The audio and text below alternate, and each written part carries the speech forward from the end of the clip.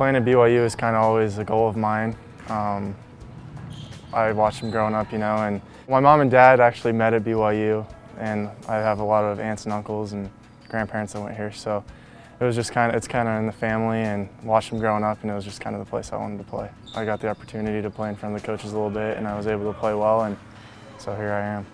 Everyone's very friendly out here. That's the thing that's been really good. It's pretty easy to make friends. Everyone's great. But as far as the classes go, it's a lot harder than high school. It took a little getting used to, but I'm starting to get the hang of it a little bit, and I'm just really enjoying it. I got to know the assistants really well through the recruiting process. Coach Lacombe and Coach Nashif and Coach Pope a little bit, and they're awesome. And then towards the end of the the recruiting process, I got to know Coach Rose a little bit, and he's been great, and they're all very helpful, and they help me every day through film and things like that, and they're great to work with.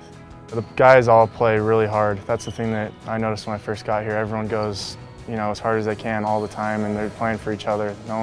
There's no selfish players on this team. Everyone's united and just wants to win, and that's awesome.